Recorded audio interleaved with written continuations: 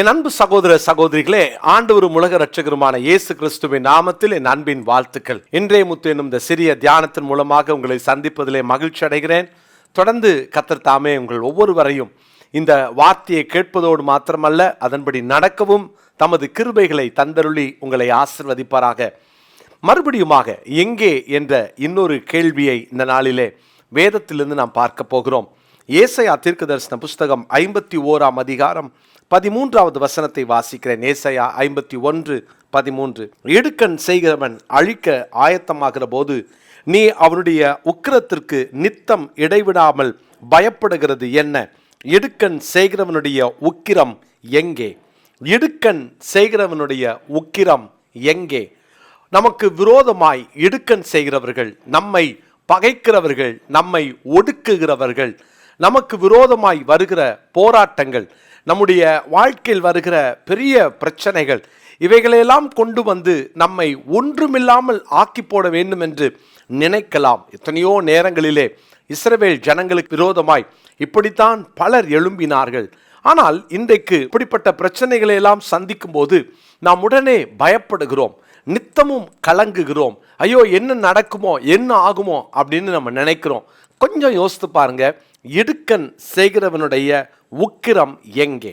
என்ன ஆச்சு உங்க வாழ்க்கையில்? இதுக்கு முன்னால எத்தனை பிரச்சனையை சந்திச்சீங்க? கொஞ்சம் யோசித்து பாருங்களேன். இப்போ நீங்க சந்திச்சிட்டு இருக்கிற இந்த பிரச்சனையை விட இதுக்கு முன்னால சந்திச்ச பிரச்சனை பெருசு. அப்போ இடுக்கண் செய்கிறவனுடைய உக்கிரம் எங்கே? என்ன ஆனது?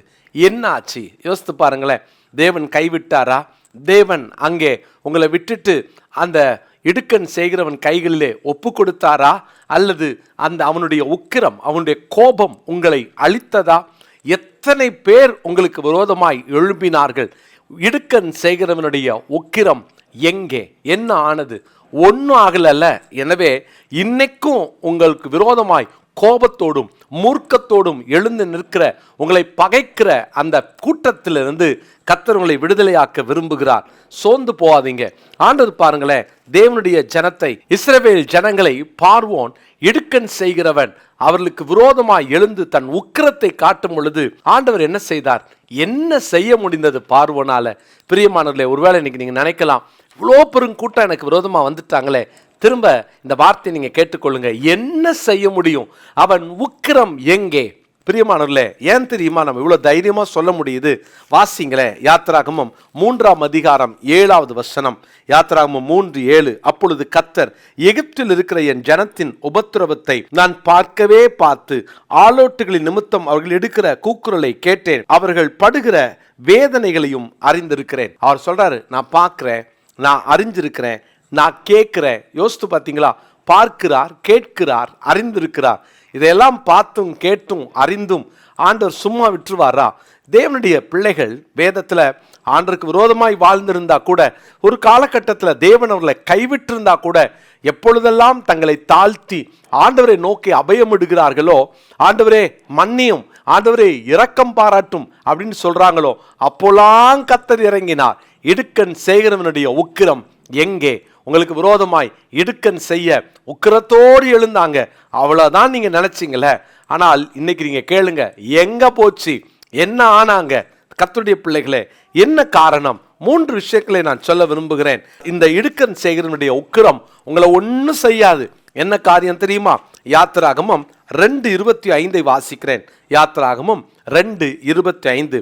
தேவன் இஸ்ரவேல் புத்திரரை கண்ணோக்கினார், தேவன் அவர்களை நினைத்தருளினார். உங்களுக்கு விரோதமாய் உக்கிரம் எழும்பும் பொழுது, இடுக்கண் செய்கிறவன் உக்கிரமாய் எழும்பும் போது தேவன் அவர்களை கண்ணோக்கினார். இன்னைக்கும் உங்களை கண்ணோக்குகிறார். மாத்திரமல்ல, உங்களை நினைக்கிற ஒரு தேவன் உண்டு.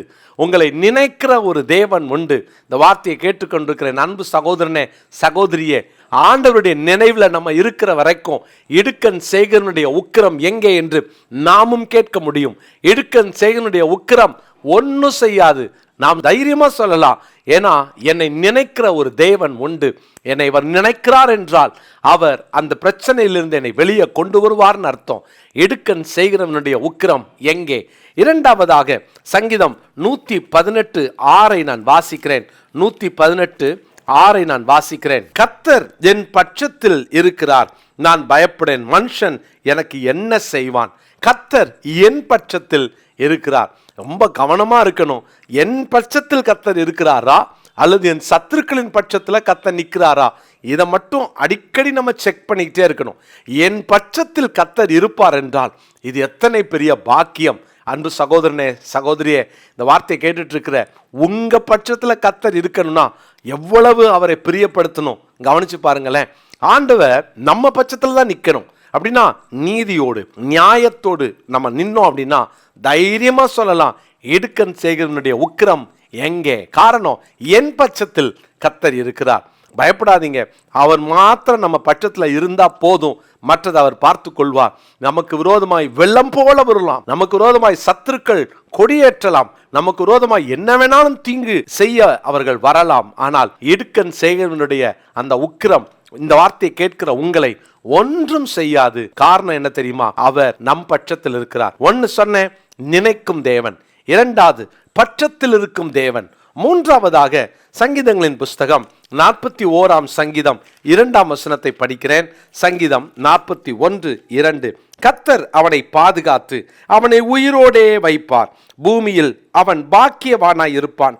அவன் சத்துருக்களின் இஷ்டத்திற்கு நீர் அவனை ஒப்புக்கொடுகிறீர். அவன் சத்துருக்களின் இஷ்டத்திற்கு, உக்கிரத்தோடு வந்தா இல்லையா சத்துரு, அவன் இஷ்டத்திற்கு உங்களை ஒப்பு கொடுக்க மாட்டார். ஆமேன். அவன் இஷ்டத்திற்கு உங்களை ஒப்பு கொடுக்க மாட்டார். அவன் எவ்வளவு உக்கிரமா வந்தாலும் சரி. பார்வோன் சேனை உக்கிரத்தோடு வந்தார்கள். யார் அவன்? இடுக்கன் செய்கிறவன், தேவ ஜனங்களுக்கு இடுக்கத்தை ஏற்படுத்த வந்தவன். ஆனால் கர்த்தரோ அந்த இடுக்கன் செய்ய வந்த பார்வோனினுடைய உக்கிரத்திற்கு தேவ ஜனங்களை விலக்கி காத்தார் அல்லவா? கர்த்தருடைய பிள்ளைகளே, அதுதான் வாசிக்கிறோம். கர்த்தர் அவனை பாதுகாத்து அவனை உயிரோடே வைப்பான், பூமியில் அவன் பாக்கியவானாயிருப்பான். ஆமேன். இன்னைக்கு நம்மளும் சொல்லுவோம், நான் பாக்கியவான், நான் பாக்கியவான். I'm a blessed man. தைரியமா சொல்லுங்க, நான் பாக்கியவான், நான் பாக்கியவான். காரணம், கர்த்தர் என் பட்சத்தில் இருக்கிறார், நான் பாக்கியவான். தேவன் என்னை நினைக்கிறார், நினைக்கும் தேவன். அவர் என் பட்சத்தில் இருக்கும் தேவன். மூன்றாவது, என்னை பாக்கியவானாய் மாற்றும் தேவன். யாரெல்லாம் தேவனுடைய பிள்ளைகள் பாக்கியவானா இருக்காங்களோ, உலகம் பணம் இருக்கு, பதவி இருக்கு, அவனுக்கு என்னப்பா அப்படின்னு சொல்லி உலகம் சொல்லும், அவன் நல்லா வாழ்றான்ப்பா, அவனுக்கு நிறையா சொத்து இருக்கு, அவன் பாக்கியவான் அல்ல. தேவனுடைய பிள்ளைகளே, கர்த்தருடைய வேதத்தின்படி நடக்கிறவர்கள் தான் பாக்கியவான்கள். தேவனுக்கு பயப்படுகிறவர்கள் தான் பாக்கியவான்கள். அந்த ஒரு அனுபவம் மட்டும் நமக்கு இருந்துச்சுன்னா நம்மளும் சொல்லலாம், இடுக்கன் சேகரனுடைய உக்கிரம் எங்கே? பிரியமானவர்களே, தைரியமா இன்னைக்கு உங்க வாழ்க்கையில உங்களுக்கு எதிராக வருகிற எவ்வளோ பெரிய உக்கிரத்தையும் எதிர்த்து நில்லுங்கள், தைரியமா நில்லுங்க. ஆனா ஒண்ணு, என்னை கர்த்தர் நினைவு கூறும் அளவுக்கு நான் வாழணும். மாத்திரமல்ல, என் பட்சத்திலே ஆண்டவர் காணப்பட வேண்டும். மூன்றாவதாக, அவர் அங்கே என்னை பாக்கியவானாய் மாற்றி இருக்கணும். அவரை தெய்வமாய் கொண்ட ஜனம் பாக்கியம் உள்ளது.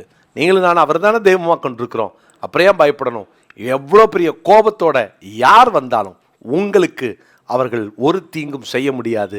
இன்னைக்கு நீங்கள் சொல்லுங்க, இடுக்கன் செய்வனுடைய உக்கிரம் எங்கே? இந்த நாளுக்குரிய மனப்பாட வசனத்தை குறித்து கொள்ளுங்கள். சங்கீதம் 41:2. சங்கீதம் 41:2. ஜெபமல்லாமா? பரிசுத்தமுள்ள தகப்பனே, நாங்கள் ஆண்டவரே பாக்கியவான்கள், நாங்கள் உம்மால் நினைவு கூறப்படுகிறவர்கள். நீர் எங்களை பாக்கியவானாய் மாற்றி இருக்கிறீர், எங்கள் பட்சத்தில் நீர் காணப்படுகிறீர். இதை விட பெரிய பாக்கியம் வேற என்னப்பா வேணும்? எங்க பட்சத்தில் நீங்க இருக்கிறத விட, உங்க நினைவில் நாங்கள் வாழ்றதை விட ஆண்டவரே வேற ஒரு பாக்கியம் எங்களுக்கு இல்லைப்பா. எத்தனை அற்புதமான வாழ்வை எங்களுக்கு தந்திருக்கிறீங்க, நன்றி செலுத்துகிறோம். இடுக்கன் சேகரனுடைய உக்கிரம் எங்களுக்கு விரோதமாய் வரும்போது சத்துருவின் இஷ்டத்துக்கு எங்களை நீங்கள் ஒப்பு கொடுக்கல ஆண்டவரே. சத்துருக்களுக்கு முன்னால் எங்கள் பட்சத்தில் நீங்கள் காணப்படுறீங்க. சத்துருக்கள் நெருக்கும் போதெல்லாம் எங்கள் கூட இருந்து எங்கள் மேல் நினைவாக இருக்கிறேன். இந்த வார்த்தைகளுக்காக நன்றி செலுத்துகிறோம்.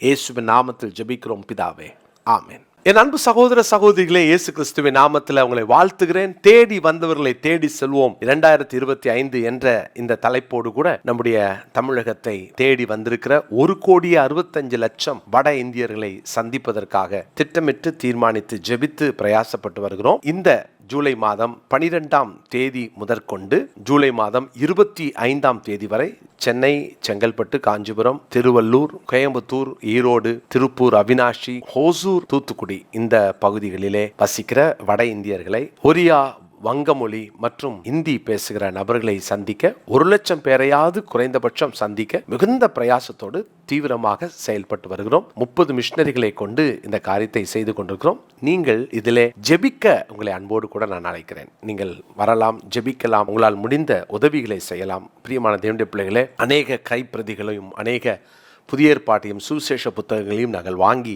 வருகிறோம். ஜூலை மாதம் 12ஆம் தேதி முதற்கொண்டு ஜூலை மாதம் 25ஆம் தேதி வரைக்கும் ஒரு நாளைக்கு ஒரு வேளையாவது உபவாசித்து ஜெபிக்கிறவர்கள் எங்களுக்கு தேவை. எனவே நீங்க ஜெபம் பண்றேன் அப்படின்னு சொன்னீங்கன்னா உங்களுக்கு ஜெப குறிப்பை நான் அனுப்பி வைக்கிறேன். கீழே இருக்கிற வாட்ஸ்அப் நம்பருக்கு சொன்னீங்கன்னா நாங்கள் உங்களுக்காக அனுப்பி வைக்கிறோம். நீங்கள் உங்கள் ஜெபங்களால் எங்களை தாங்க அன்போடும் தாழ்மையோடும் கேட்டுக்கொள்கிறேன். God bless you.